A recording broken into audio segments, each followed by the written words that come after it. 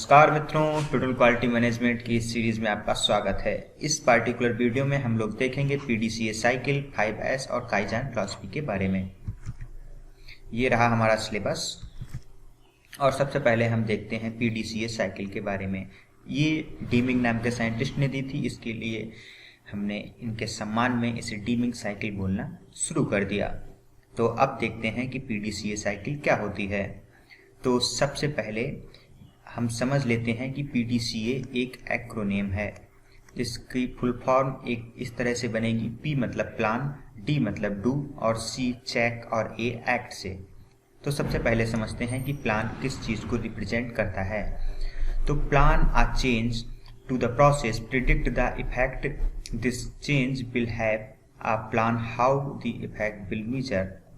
तो हम किसी भी प्रोसेस में कोई चेंज करने के लिए कोई योजना बनाते हैं, उसके लिए हम प्लान बोलते हैं।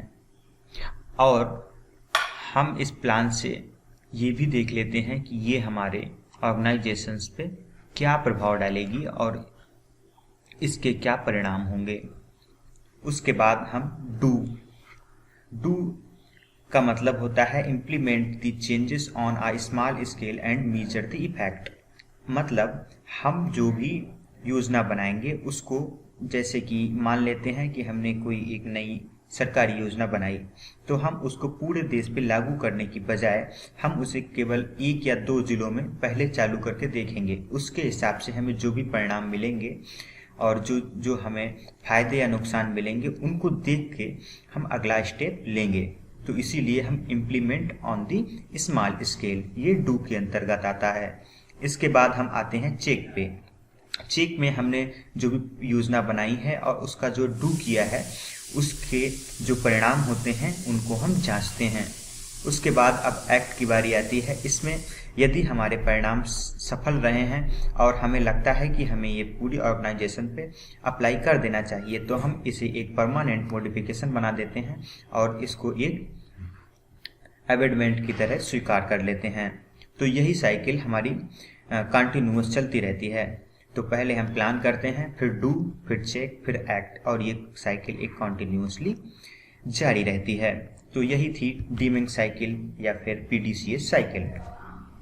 अब हम बात करते हैं 5S के बारे में। 5S हमारे एक क्वालिटी गुरु या फिर एक जापानी क्वालिटी एक्सपर्ट GI कावायाशी नाम के एक वैज्ञानिक थे, जिन्होंने हमें एक 5 बेसिक स्टेप्स दिए थे एक हेल्दी वर्किंग एनवायरनमेंट को क्रिएट करने के लिए। तो उन्हीं 5 बेसिक प्रिंसिपल्स को हम बोलते हैं 5S। ये आपको अभी आगे समझ में आएगा अच्छे से। तो ये 5 सेशंस क्या हैं ये भी हम देखेंगे। तो ये रिजल्ट क्या करते हैं, मतलब इनका जो परिणाम आता है वो क्या आता है। तो सबसे पहला, reduction of the wastage and optimisation in productivity. हमारा रिडक्शन ऑफ वेस्टेज कम हो जाता है, मतलब हमारा वेस्टेज कम होता है, और ऑप्टिमाइज द प्रोडक्टिविटी, हमारी प्रोडक्टिविटी मैक्सिमम रहती है। और maintaining the order work place, obtaining the more consistent operational result. जो हमारे ऑपरेशनल रिजल्ट हैं वो ज़्यादा कंसिस्ट बने रहते हैं। तो ये रहे वो हमारे 5S टोटल क्वालिटी मैनेजमेंट के। क्योंकि कावायाशी एक जापानी वैज्ञानिक थे, तो उन्होंने जो 5 बेसिक प्रिंसिपल्स दिए थे वो अपनी जापानी भाषा में दिए थे। तो वो जापानी भाषा में कुछ इस तरह थे। पहला सेरी, दूसरा सीटोन, तीसरा सीसो, चौथा सिकित्सो और 5वां शित्सुके। उसके बाद में हमने उनको अंग्रेजी भाषा में कन्वर्ट करने की भरकस कोशिश की और कुछ उसके पर्यायवाची शब्दों को उसके साथ रखा। तो उस अंग्रेजी भाषा में वो कुछ इस तरह से बना। पहला सॉर्ट, दूसरा सेट इन ऑर्डर, तीसरा साइन, चौथा स्टैंडर्डाइज और 5वां सस्टेन। अब इस चार्ट से आपको अच्छे से समझ में आएगा। पहला सॉर्ट। सॉर्ट का मतलब होता है कि हम चुनिंदा चीज़ों को ही रखते हैं, बाकी चीज़ों को निकाल देते हैं। मतलब कि when in doubt move it out, मतलब जब भी हमें लगता है कि ये चीज़ हमारे काम की नहीं है उसे बाहर फेंक देते हैं। इसे रेड टैग टेक्निक भी कहते हैं।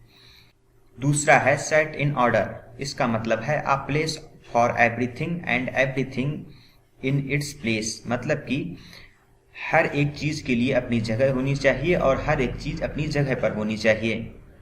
अगला है साइन।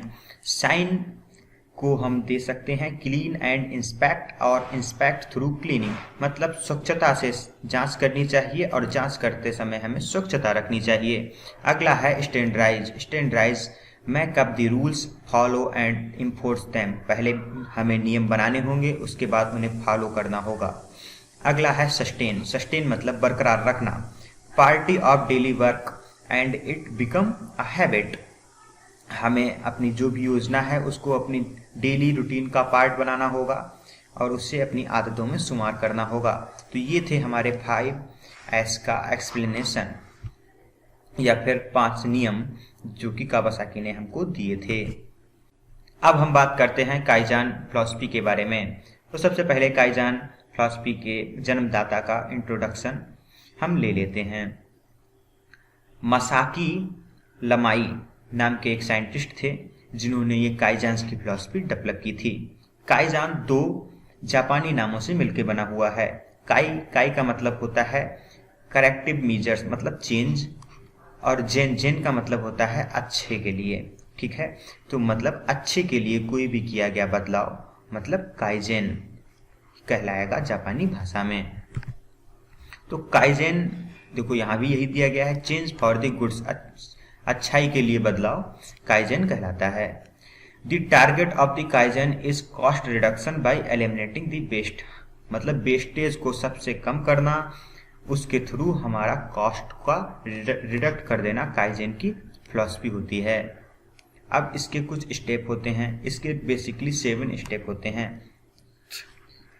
लेकिन इस चार्ट में मैंने स्टेप 0 भी दिया है। स्टेप 0 का अर्थ है कि ये केवल हमारे इन 7 स्टेप्स को फॉलो करने के लिए जो शुरुआती प्रक्रिया है या फिर मतलब कार्यक्रम को इकट्ठा करना, सारे टूल्स को, ये केवल वही है, इवेंट की प्रिपरेशन।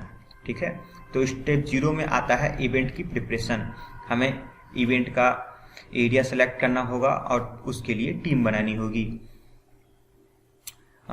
उसके बाद में जो पहली स्टेप आती है वो ये होती है कि स्कोप और गोल हम अपने इवेंट के डिफाइन करते हैं। दूसरा, ट्रेन द टीम, हम अपनी टीम को ट्रेन करते हैं। Review the world class tools and techniques for the support the teams goals, हमारे जो टीम्स के गोल हैं उनके सामने हम दुनिया की सबसे बेहतरीन तकनीकें जो भी हो सकती हैं उनको रखते हैं। Step number 3, Bagh the event area, observe physical layout, review videos if available. This step start the idea creation process, मतलब हम अपने जहाँ पर भी हमारा इवेंट, जो भी इंडस्ट्री के लिए जिसके लिए भी हम काम कर रहे हैं, हम उसको फिजिकली ऑब्जर्व करते हैं। अगर नहीं अवेलेबल है तो हम उसकी वीडियोज को पूरी देखने की भरकस कोशिश करते हैं।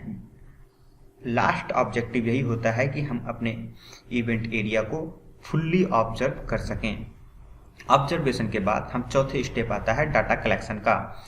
हम अपने इवेंट एरिया का जो भी प्रोडक्शन, टाइम स्टडीज, वीडियो जो अवेलेबल हो सकता है वो सारा डाटा इकट्ठा करके हम उसकी परफॉर्मेंस की एक बेसलाइन क्रिएट करते हैं। 5वां होता है brainstorm idea, thinking the outside the box.